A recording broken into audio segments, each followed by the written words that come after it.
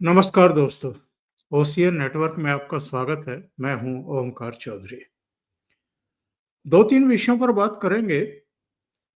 पहली बात तो करेंगे अमेरिका और भारत के बीच में जो ट्रेड है या जो एक टैरिफ वार चर्चा में आ गई है।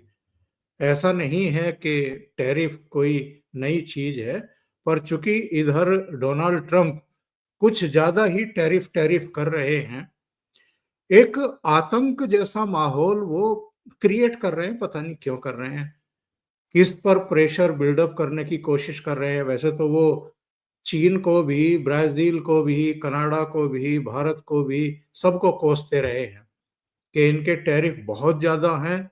इन देशों में अमेरिकी उत्पादों या अमेरिकी कंपनियों के द्वारा व्यापार करना या उत्पादन करना बहुत मुश्किल है।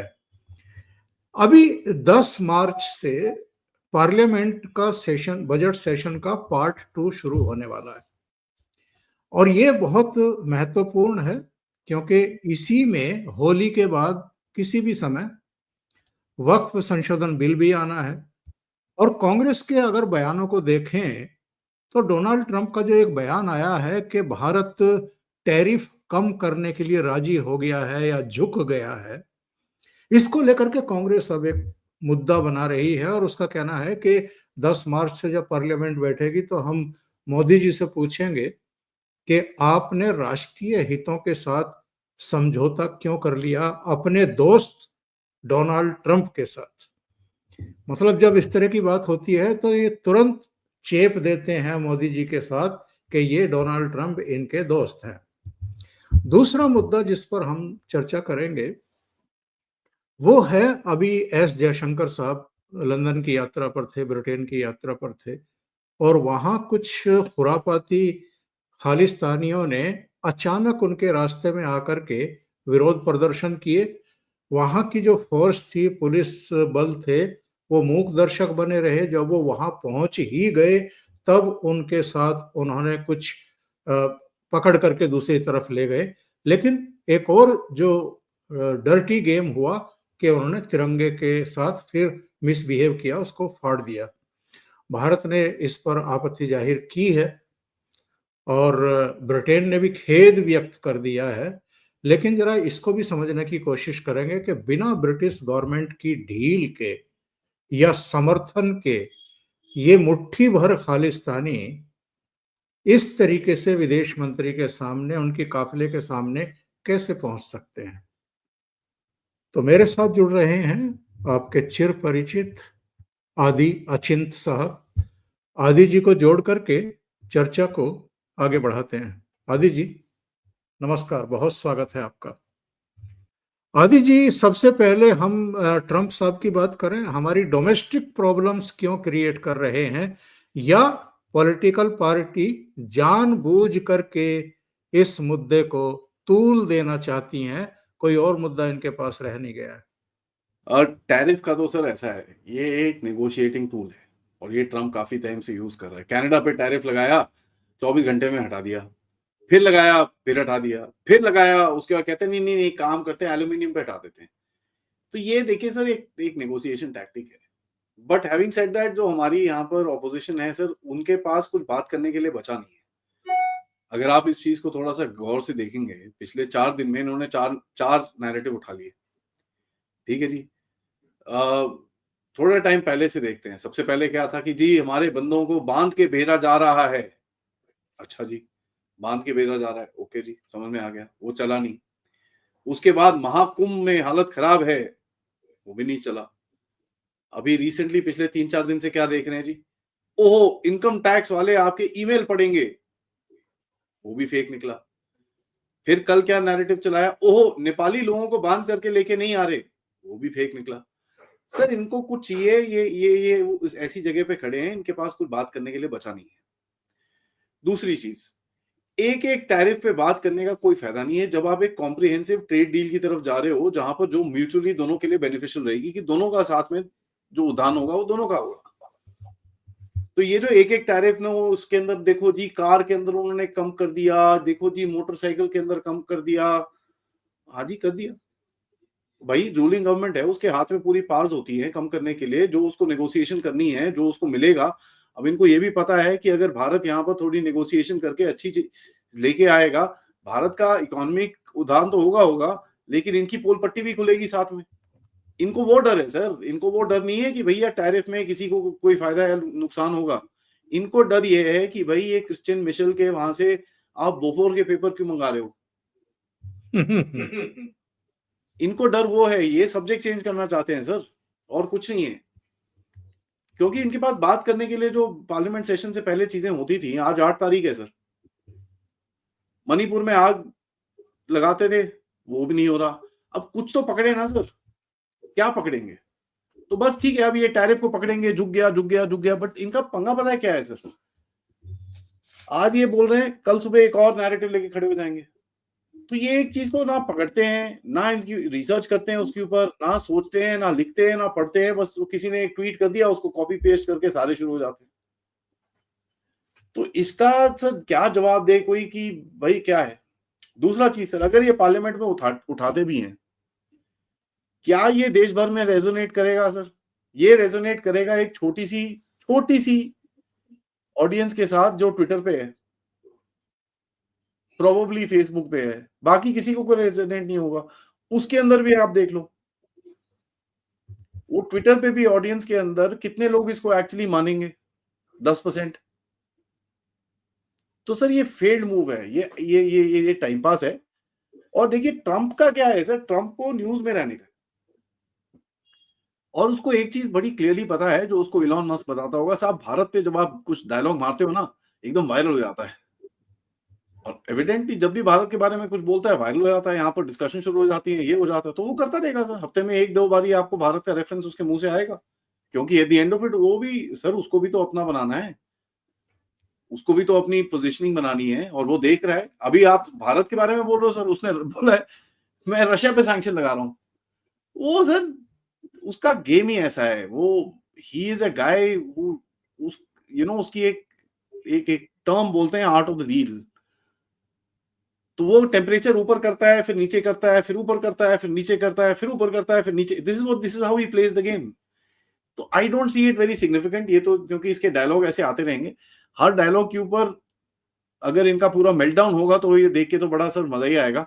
क्योंकि मजा तो तब आया था जब जेलेंस्की के ऊपर मेल्टडाउन हुआ था, वो देखो देश के लिए खड़ा है। मतलब वो भी बेचारा, नैरेटिव इनका चला एक एक दिन के लिए, उसके बाद वो भी ठप हो गया सर। तो इनके पास दम नहीं है सर अभी कुछ खींचने के लिए।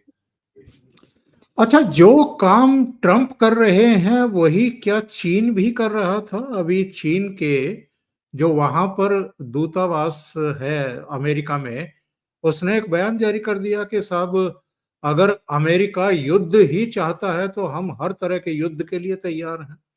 बाद में उसको थोड़ा सा माइल्ड किया गया, ने कहा कि नहीं नहीं, वो बैठ करके ही बातें होंगी, युद्ध जैसी कोई बात नहीं है। तो ये चीन भी प्रेशर टैक्टिक्स अपना रहा है। सर चीन की प्रेशर टैक्टिक्स नहीं है, चीन को एक्चुअली उसने लात मारी है। एंड ये चीज हमको समझ में आनी चाहिए। चीन के जो मेकिंग, जैसे चाइनीज कंपनी का कोई शिप अगर अमेरिका में पोर्ट कॉल लेता है, उसको $1 मिलियन एक्स्ट्रा देने पड़ते हैं, just because it's a Chinese ship. China के ऊपर उसने ऑलरेडी 25% टैरिफ ठोक दिए हैं। तो चाइना पे तो लात मारनी शुरू कर रहा है। और दूसरी चीज, चाइना को यह भी समझ में आता है सर, जितना वो पुतिन के पास जाएगा, उतना पुतिन चाइना से दूर जाएगा।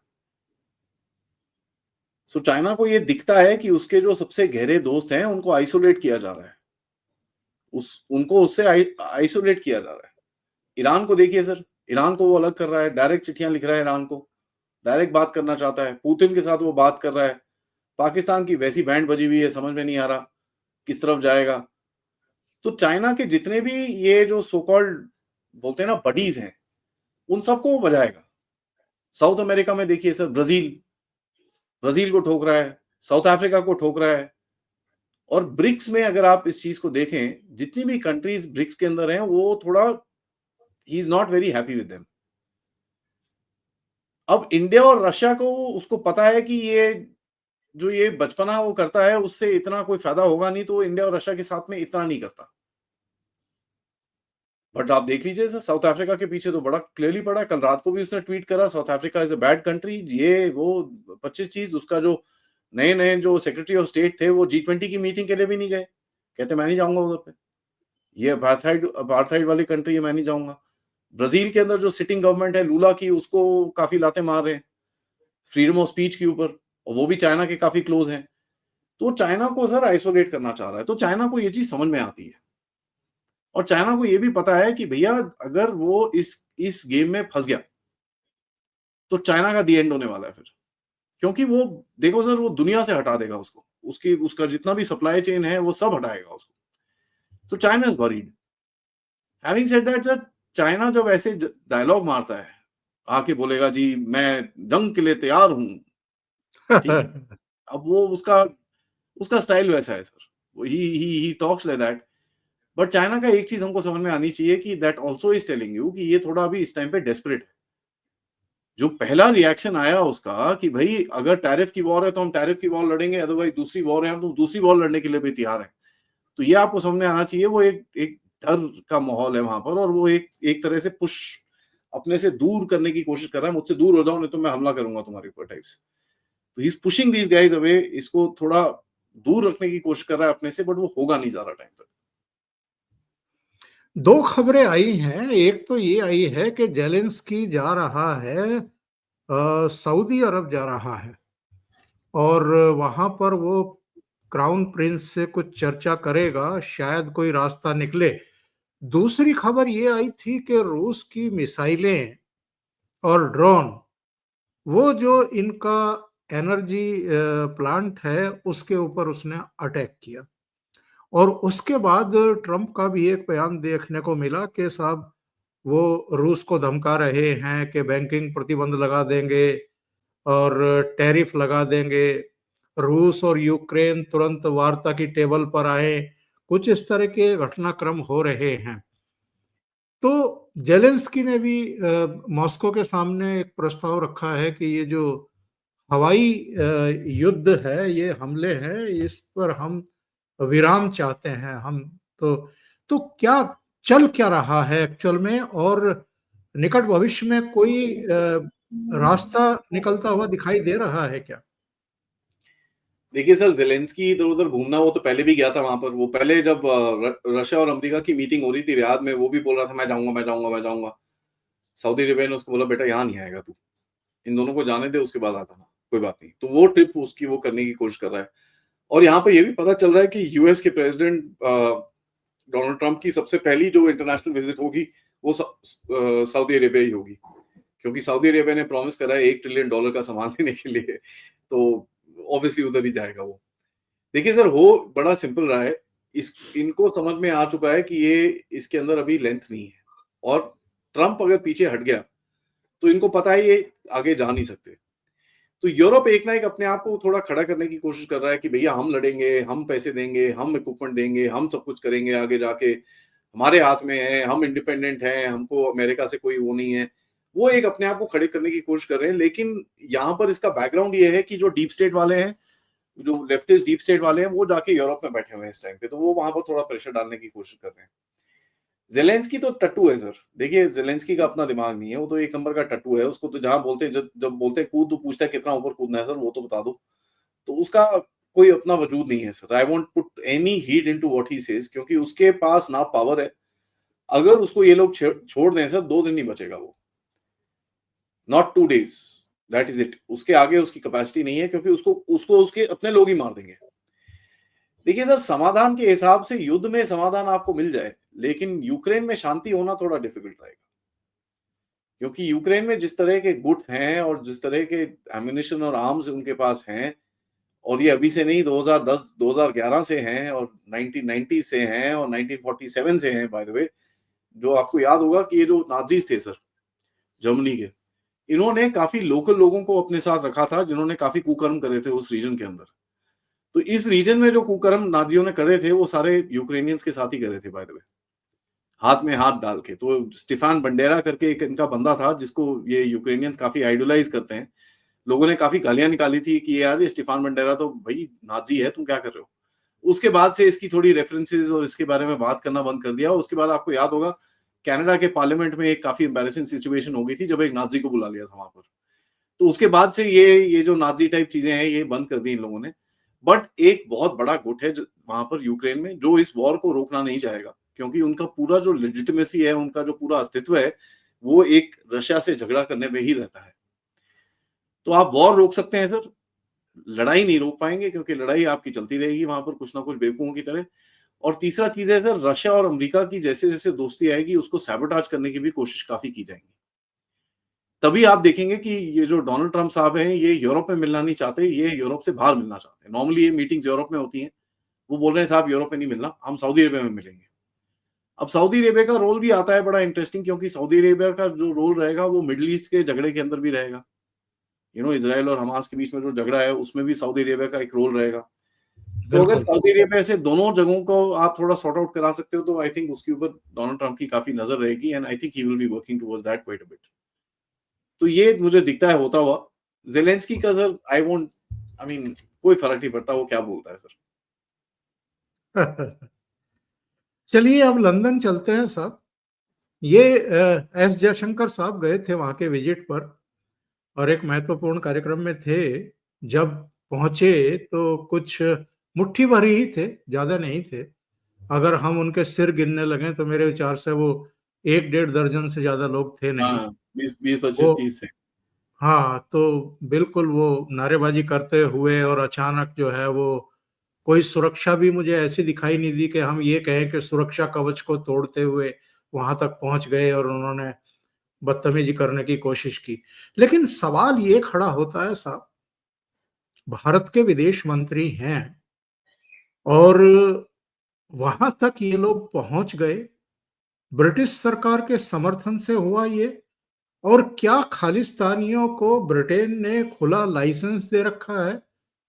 पहले भी अतीत में भी ये बदतमीजी कर चुके, हमारे उच्चायोग पर इन्होंने हमारे तिरंगे के साथ बदतमीजी की थी, इस बार भी इन्होंने बदतमीजी की है और बिल्कुल मुट्ठी भर है ये। उस समय तो मुझे याद है जो हमारे यहाँ दिल्ली में इनका उच्चायोग है वहां की सुरक्षा व्यवस्था हटा दी थी मोदी सरकार ने। रातों रात ये घुटनों पर आ गए थे।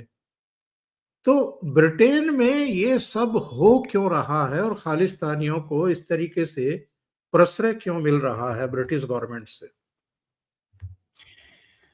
देखिए सर, जैसे मैंने आपको बताया ये जो लेफ्टिस्ट डीप स्टेट है ये यूरोप में आके बैठा हुआ है और यूके जो है काफी बड़ा पार्ट है। एंड एक चीज बड़ा क्लियर होना चाहिए कि ये जो खालिस्तानी है सर, इनका वजूद खत्म हो चुका है जब से पैसे पूसे बंद हुए हैं। ठीक है, अमेरिका में इनको जगह नहीं मिल रही है, कोई बात नहीं कर रहा। वो क्या है उसका नाम, पन्नू। गुरपतवंत सिंह पन्नू, वो पैसे पूसे दे के अमेरिका के ट्रम्प साहब जब इनॉग्रेट हुए थे उसके फंक्शन में खड़ा हो गया था जाके। उसने सोचा भैया बड़ा मतलब भारत में बवाल मचेगा, लोग हंस रहे थे उसके ऊपर, ये कैसा बेवकूफ है पैसे दे के फंक्शन में जा रहा है और चढ़ाने के लिए। और बाय द वे 22-25 हजार, 30,000, $50,000 देने के बाद उसने एक रील वहां पर शूट करी, एक बारी बस। तो यार हम तो कंटेंट क्रिएटर्स है, हमको पता है एक छोटा सा वीडियो बनाने के लिए आप इतनी दूर गए, इतने पैसे खर्चे करे, ये तो रिटर्न ऑन इन्वेस्टमेंट एकदम जीरो थी उसकी। देखिए सर, ये एक इंटिमिडेशन टैक्टिक भी होती है जो ये वेस्टर्न पास यूज करते हैं कि आपके जो डिसिडेंट्स होंगे, आपके अगेंस्ट में जो लोग होंगे उनको जगह दी जाएगी।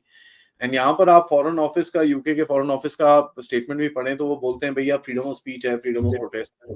ये वही बकवास दोबारा करते हैं। जी जी। देखिए इनका सर कोई फायदा नहीं है, इनसे बात बूत करके भी, इनको समझा के भी कोई फायदा नहीं है। इनको जब तक आप कॉस्ट नहीं देंगे, जैसे आपने बोला कि साहब एम्बेसी के सिक्योरिटी हटा दी ना, एक ही चीज दो बारी करने से कोई फायदा नहीं है। मेरे हिसाब से आई थिंक जयशंकर जी ने जो इस बारी करा है वो थोड़ा डिफरेंट था। आयरलैंड में जाके जहां पर ब्रिटिश और आयरिश लोगों के बीच में करीब 40-50-60 साल झगड़े चलते रहे, terrorism, modern day of terrorism जो 60-70s में वहां पर बॉम्बिंग्स और ये सब चीजें होती थी, उसको रेफरेंस देके जयशंकर जी ने बड़ा क्लियरली बोला कि जो आयरिश फ्रीडम स्ट्रगल थी वो भारत की फ्रीडम स्ट्रगल से, कॉलोनाइजर से बड़ी मिलती जुलती थी, तो we sympathize with you and this and that. देखिए साहब, ये सब चीजें सुन के ना ब्रिटिशर्स की हालत खराब हो जाती है। वो आपके देश को तोड़ने की बात करते हैं, बड़े आराम से करते हैं, फ्रीडम ऑफ स्पीच की तरह बात करते हैं, लेकिन जब हम उनके देश के बारे में ऐसे कुछ बोलते हैं ना, इनकी हवा निकल जाती है। और कल से मैं देख रहा हूँ उनके जो रिएक्शंस हैं कि यार ये हिंदुस्तानी बोल क्या गए यहाँ पर। सिंगल गाय यहाँ पर प्रोटेस्ट चल रहा है, 50 बंदे खड़े हुए, वो हुआ, यहाँ अकेला बंदा आके इसने हमारी पूरी आयरलैंड की आग लगा चले गया यहाँ पर। तो इनको यही लैंग्वेज समझ में आएगी कि साहब इनकी जो वनरेबिलिटी है, इनके ऊपर जब आप अटैक करेंगे, जैसे आयरलैंड है, ठीक है, ब्रिटिश जो सो कॉल्ड यूनाइटेड किंगडम है, उसका यूनिटी के बारे में बात करेंगे, मोनार्की के बारे में बात करेंगे, तो इनको वहां पर दर्द होगा, एंड ये दर्द देना बड़ा जरूरी रहेगा आपको सर। दूसरी चीज सर, भीख का कटोरा लेके आपके सामने खड़े हुए हैं इस टाइम पे। किस चीज के लिए? एफटीए कर लो जी, भीख का कटोरा है लिटरली। ईयू भी लेके खड़ा हुआ है और यूके भी लेके खड़ा हुआ है ना। ये भीख का कटोरा है, तो अब आपके हाथ में गेम है सर, आप कितना देना है उसको आप दीजिए। मेरे हिसाब से तो यूके को लटकाना चाहिए अच्छे से, बिकॉज अगर यूके को ये चीजें नहीं समझ में आती कि भाई आप को तमीज से रहना है, तो ठीक है फिर, no problem, that's not an issue at all. क्योंकि एक चीज हमको याद करनी पड़ेगी sir, today India is a more important country than all these guys. ठीक है, तुम बनाते क्या हो? कुछ नहीं। तुम बेचते क्या हो? कुछ नहीं। तुम्हारे पास स्पेशलिटी क्या है? कुछ नहीं। डिफेंस है? नहीं। इंडस्ट्री है? नहीं। जियोपॉलिटिकल कुछ स्ट्रेंथ है? नहीं। तो ठीक है, आप फिर एक कंट्री से पंगे ले रहे हो जिसके पास ये सब कुछ है, कोई बात नहीं। लेकिन सर एक चीज हमको ये भी समझ में आनी चाहिए, इसका वैल्यू खत्म हो गया है सर। जस्ट बिकॉज वो बंदा सामने आ गया, गाड़ी के वो पुलिस का कॉर्डन वॉर्डन तोड़ के आ गया वहां पर, तो इस पे न्यूज बनी। अदरवाइज मैं तो थोड़ा परेशान हो रहा था यार, जयशंकर जी वहां पर एक प्रोटेस्ट नहीं हो रहा है यार, ऐसे कैसे है? मैं तो इनकरेज करता हूं सर, मोदी जी जहां जाए वहां पर ख्यालिस्तानियों को खड़े होकर नारेबाजी करनी चाहिए। तभी तो पता चलता है ना सर, जबरदस्त पावर का एक, जबरदस्त मतलब वर्ल्ड पावर का एक लीडर आया है, कोई प्रोटेस्ट ही नहीं हो रहा, तो सर ये कौन है यार? तभी तो पता चलता है। ये चीजें होनी चाहिए, it is very critical. American president जहां भी जाता है वहां पर खड़े होते हैं झंडे वंडे लेके लोग, और ये इंपॉर्टेंट होता है। तो मैं थोड़ा हैरान था। बट एक चीज है सर, इन ऑल सीरियसनेस, इन लोगों को ये पता कैसे चला जयशंकर जी कहां थे?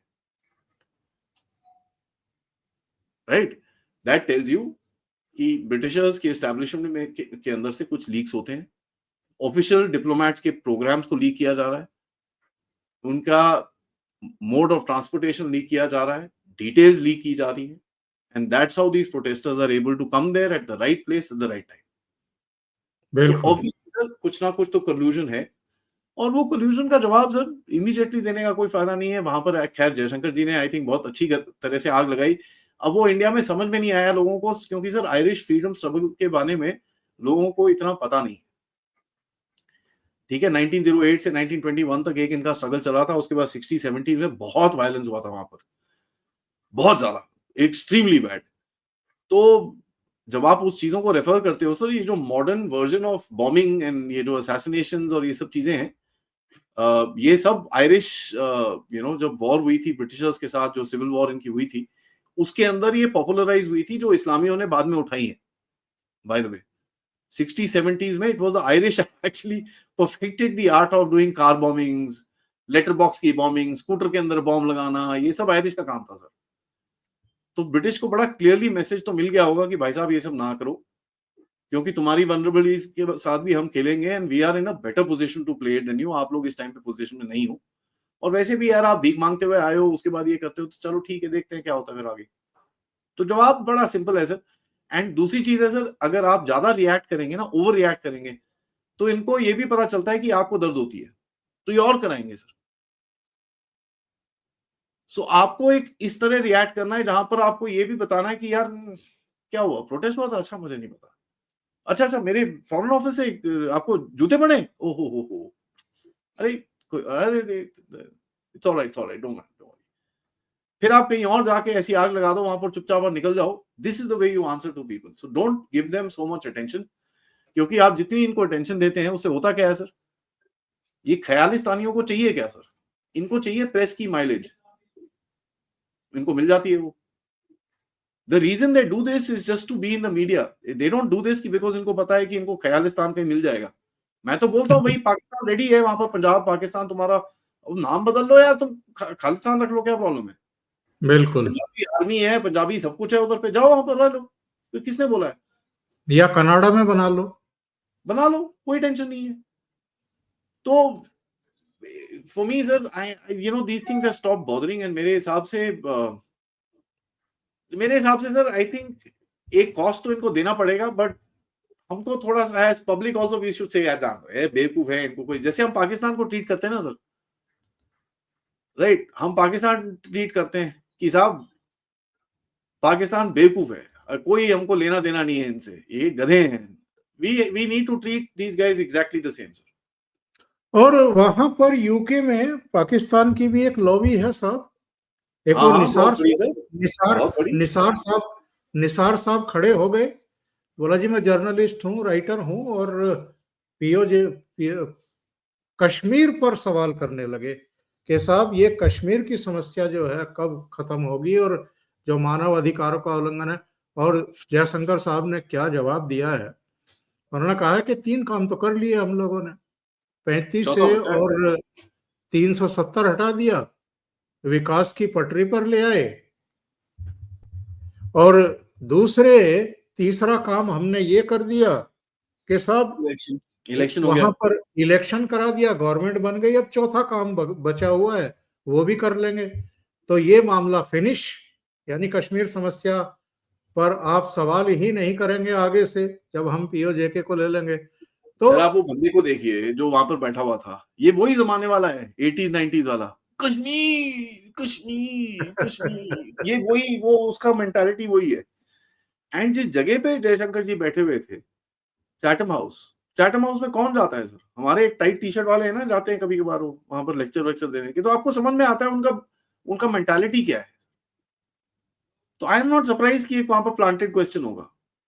नाउ कई लोग बोलेंगे जयशंकर जी वहां पर जाके बात क्यों करते हैं? इसलिए करते हैं क्योंकि Chatham house is one of the most powerful institutions in the world even now.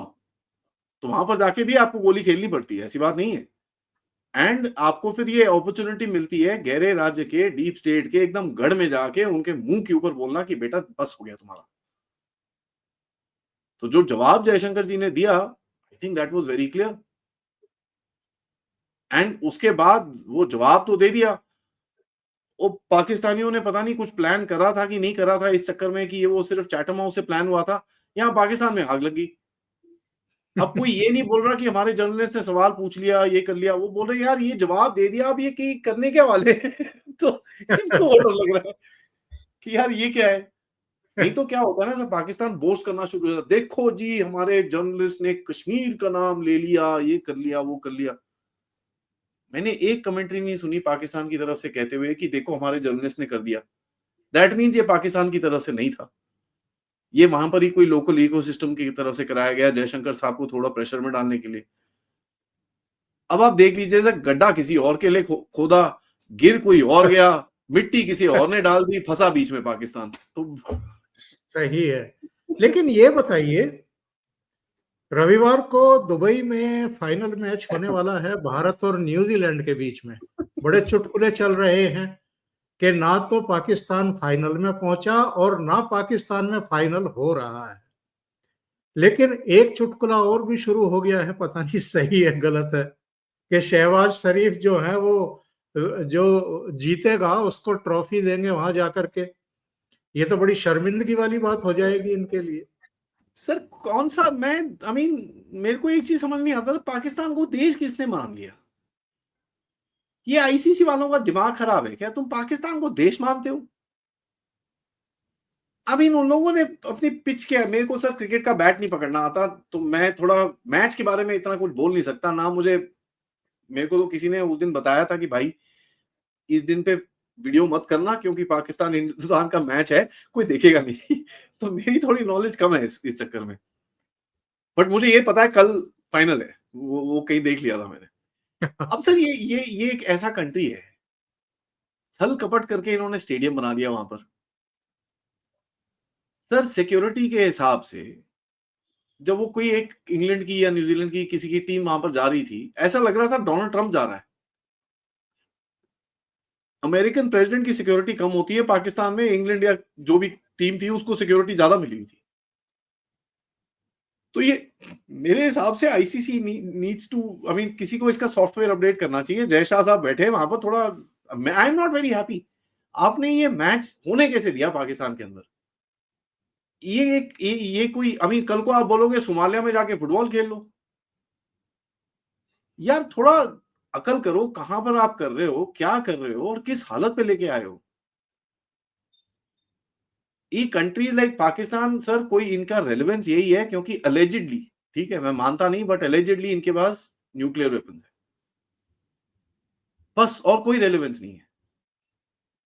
Sri Lanka भी अच्छा खेलता है sir cricket, Sri Lanka actually plays better cricket than Pakistan. क्यों नहीं जाता श्रीलंका, मांगता है इनसे?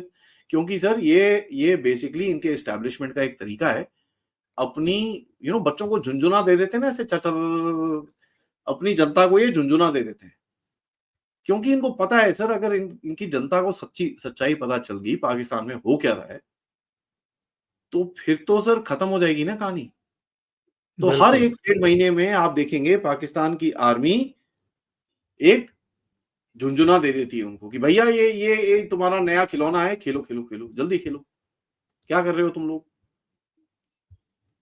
ठीक है, तो ये मेरे हिसाब से एक वो है कि ये match much this that this is all bunkum sir. इनका एक नजरिया है कि यार अपनी पब्लिक को थोड़ा ठंडा करके रखो, क्योंकि यहाँ पर वो कभी तालिबान ठोकता है हमको, कभी टीटीपी ठोकता है, कभी बलोच ठोकते हैं, कभी हिंदुस्तान ठोकता है। यार थोड़ा इनको डाइवर्ट करो। और ये चीज हमको समझ में आनी चाहिए कि ये this is a joke. Shahbaz Sharif, आप इसको देख रहे हैं सर, उस दिन क्या उसने स्पीच दी थी, जब तक मैं जिंदा हूं तब तक भारत को हम पीछे छोड़ के रहेंगे, और टेबलें तोड़ रहा है, माइक तोड़ रहा है वहां पर। Is this serious person? ये प्राइम मिनिस्टर है इस सो कॉल्ड कंट्री का। तो वो जोकर है, जोकर, अरे जोकर। सर, हमारे जो लल्लू साहब थे एटलीस्ट वो थोड़े सीरियस थे। ये तो उनके भी पता नहीं, अ, पता नहीं कहा। पाकिस्तान पाकिस्तान ऐसे ही थोड़ा गर्त में गया है, वहां बहुत बड़े बड़े नमूने हैं। सर कई लोग मुझ पे बहुत गालियां निकालते हैं क्योंकि बहुत लोगों की जानें गई, और हमारी पूरी फैमिली वहां से, मेरे मदर की फैमिली, फादर की फैमिली, लिटरली एक एक थैले में जो चीजें लेके आए वहां से। तो हमने भी, हमारी फैमिलीज ने देखा है, हमने स्टोरी सुनी है। बट मैं तो ये भगवान का भला मानता हूँ, और कि ये एक चीज बोलता हूँ कि वो बेचारे जितने लोग गए, उनकी जानें फालतू में नहीं गई। उन्होंने हमको एक वरदान दिया कि ये जितने ऊपर से खाली वाले लोग थे ना, जिनके यहाँ पर कुछ है नहीं, अंदर भूसा भरा हुआ है, उन सबको एक जगह पे। तो आप सोच सकते हैं सर, अगर ये बावले लोग हमारे पास होते, वो इस्लाम का रेडिकलाइजेशन का फैक्टर आप छोड़ दीजिए सर, दिमाग का लेवल देखिए इन लोगों का। बिल्कुल। ये लोग सर किस किस चीजों में खुश हो जाते हैं, दिमाग का लेवल देखिए। इनको पता नहीं है सर ये कहां जा रहे हैं, कहां आ रहे हैं। बिगेस्ट प्रोफेशन एक्सपोर्ट करने के लिए क्या है? बेगर्स। कंट्रीज को इनको बोलना पड़ता है, भैया अपने भिखारी मत भेजो हमारे पास, करके आ रहे हो भाई, बंद करो ये काम। सर मेरे जैसा देश हो तो अपनी शक्ल ना देख पाए, और शहबाज शरीफ एकदम चमकते हुए सूट पहन के वेस्टर्न कंट्रीज में जाता है, बोलता है sir I will work with you sir. और अभी तो वहां पर जश्न मन रहा है, डोनाल्ड ट्रंप ने थैंक यू बोल दिया इनको। ओहो, डोनाल्ड ट्रंप और शहबाज शरीफ तो सबसे बड़े दोस्त हैं, सबसे ये हैं, सबसे वो हैं। यार पाकिस्तान को बुला क्यों नहीं रहा डोनाल्ड ट्रंप? सर सबको टेररिस्ट तो बुला रहा पाकिस्तान की तो एंट्री बंद कर रहा है वो अमेरिका में। है। एक सबको दिन बुला थैंक लिया, यू, पाकिस्तान को नहीं बुलाना। एक दिन थैंक यू बोलता है, अगले दिन बोलता है भैया तुम्हारी एंट्री भी बंद करता हूँ, थोड़ा ठहर जाओ। ये पाकिस्तानी को समझ में नहीं आता सर। डोनाल्ड ट्रंप ने उसको फोन करके बोला कि भैया एक टेररिस्ट है, उसको जरा उठा के दे दो, तुम्हारे बॉर्डर रीजन में बैठा है वो। तुमने यस सर करके उठा के उसको दे दिया। क्या ये पाकिस्तान में किसी ने सोचा कि भाई ये टेररिस्ट हमारे रीजन में से पकड़ा गया है, पहले तो हम सो रहे हैं। दूसरा, किसी ने ये सवाल पूछ लिया, भाई साहब ये आपकी कंट्री में कर क्या रहा था? क्या जवाब देंगे? ओसामा बिन लादेन पहला था, ये दूसरा, क्या है ये? तो ये करके इन लोगों ने अपनी पोल खुद खोल दी है। अब सर जो इतना बेवकूफ हो जिंदगी के अंदर, इतना पैदल हो, तो उसको क्या क्या बोल सकता है सर कोई? आई somehow फेल टू अंडरस्टैंड। लोग फिर भी इस कंट्री को सीरियसली लेते हैं। पता नहीं क्या है सर। ये क्रिकेट मैच हो रहा है जी, अच्छा अभी क्रिकेट मैच के बाद क्या शुरू हो जाएगा सर, वहां पर फिर वो इमरान खान के साथ वॉलीबॉल खेलनी शुरू कर देंगे। सही ठीक है। है जी, अभी हम इमरान खान को जी बन्नी गाला लेके जा रहे हैं, वहां उसके साथ बात की जा रही है। अभी बाय द वे सबसे बड़ा झटका तो इनके दिमाग में आएगा, अभी आईएमएफ वाले पहुंचे वहां पर इनकी बत्ती बंद करने के लिए। तो ये सर अपनी पॉपुलेशन को बहकाने फुसलाने की बात है। एंड अभी कल वो इंडिया का हो जाएगा तो इन लोगों ने पता है मीडिया में क्या दिखाना है, इंडिया सपोर्टर्स दिखाएंगे। दे विल डू दैट पक्का से, क्योंकि भारत के अंदर कई जो ढीले लोग हैं उनको देखो, पाकिस्तानी ना हमको सपोर्ट करते हैं, अपने देश को सपोर्ट करते हैं जब इंडिया पाकिस्तान का मैच होता है, लेकिन भारत को सपोर्ट करते हैं जब भारत का मैच होता है किसी और के साथ फाइनल में। लेकिन ये तो इनके लिए बड़ी बड़ी बेइज्जती की बात है ना कि फाइनल भी पाकिस्तान में नहीं हो रहा है, दुबई में हो रहा है, और फाइनल तक इनकी टीम भी नहीं पहुंची। तो मैं सर पूछ मैच, ये पूरा टूर्नामेंट बेइज्जती नहीं है हाँ, मतलब चैंपियनशिप पाकिस्तान करा रहा है, और पाकिस्तान की टीम जो है वो शुरू में ही लुढ़क गई, और फाइनल भी अब पाकिस्तान में नहीं हो रहा, दुबई में हो रहा है। सर इनके पास बसें नहीं है, इनका स्टेडियम पूरी तरह से तैयार नहीं है। ठीक है, मैच तुम हारते हो, तुम्हारी क्रिकेट टीम को, बाय द वे वो क्रिकेट टीम को किसने ट्रेनिंग करी है सर, आर्मी ने। तो ये आपकी ट्रेनिंग है। ठीक है, तुम्हारा क्राउड, मतलब तुम कंट्रोल नहीं कर पाए, पहले दिन पे लोग दीवारें टांग टांग के ऊपर चढ़े थे। ठीक है, ऊपर से हार जाते हो, ऊपर से यू कुड नॉट, हम भारत के अंदर नहीं जाएंगे खेलने के लिए। अच्छा जी बताओ, इनके अंदर प्रॉब्लम क्या है ना सर, ये सोचते हैं ये औकात से बहुत बड़े हैं। इनको ये किसी ने बताया नहीं है कि बेटा तुम दुनिया के अंदर एक चींटी से भी छोटे हो, बिल्कुल। और तुम्हारी औकात नहीं है दुनिया में बड़ी जगहों पे बात करने की, तुम्हारी औकात नहीं है। So stop dreaming of holding. हमारे भारत के अंदर आईपीएल और वर्ल्ड कप दोनों एक साथ हो सकते हैं, इतनी कैपेसिटी है भारत के अंदर। और 2 सिटीज में हो रहे होंगे सर, नॉर्थ में दूसरी सिटीज को पता ही नहीं होगा कि मैच हो रहा है। अच्छा ठीक है, बिलियंस ऑफ डॉलर्स ऊपर नीचे जा रहा है, नोबडी बॉदर्ड। और वहां पर सर एक मैच, एक स्टेडियम, गद्दाफी स्टेडियम, 3 महीने से लगे हुए हैं, फिर भी वहां पर स्टेडियम में इतने फॉल्ट्स, पानी भर गया था, कुछ करा नहीं इन लोगों ने, मतलब उसमें से भी जो इनको आईसीसी से पैसे आए वो भी खा लिए। तो एम्बैरेसिंग सर, ये पूरा टूर्नामेंट एम्बैरेसिंग था। एंड यहाँ पर आप कमेंटेटर्स के, मैंने जो 1-2 रील वील में इंटरव्यू देखे, वो तो खुद बोल रहे हैं यार यहाँ पर क्यों कराया इन लोगों ने, we should not do this the next time here. So there you go. अभी 45 दिन के भीतर जितनी पाकिस्तान की आबादी है उससे 3 गुना लोग जो हैं गंगा मैया में डुबकी लगा के चले गए हिंदुस्तान के। क्या ऑर्गेनाइजेशन है सर इनके पास, कुछ भी नहीं है, दे हैव नथिंग। ये सर वो आसिम मुनीर अपने गुलछर्रे उड़ा रहा है मरियम नवाज शरीफ के साथ, कभी वो कैटल एंड हॉर्स शो में होता है, कभी वो किसी और वो क्या पेड़ पौधे लगा रहा होता है, उसकी आर्मी रोज 16-20 लोग ठुके जा रहे हैं, कभी नहीं देखता इधर उधर, किसी को कंधा तक नहीं दिया इसने। मरियम के साथ घूम रहा है वो, उसकी फोटोएं आ रही हैं रोज रोज, स्माइल मारते हुए दोनों घूम रहे हैं वहां पर। कैन यू इमेजिन, एक आर्मी चीफ एक कंट्री का और एक chief minister of Punjab, they are being, लोग बोल रहे हैं कि भैया इनका कुछ चक्कर चल रहा है। ये है पाकिस्तान। सही है। आदि जी, बहुत बहुत धन्यवाद इतना समय निकालने के लिए, ओशियन नेटवर्क के लिए, और बहुत महत्वपूर्ण मुद्दों पर चर्चा करने के लिए। Thank you so much. नमस्कार। नमस्कार।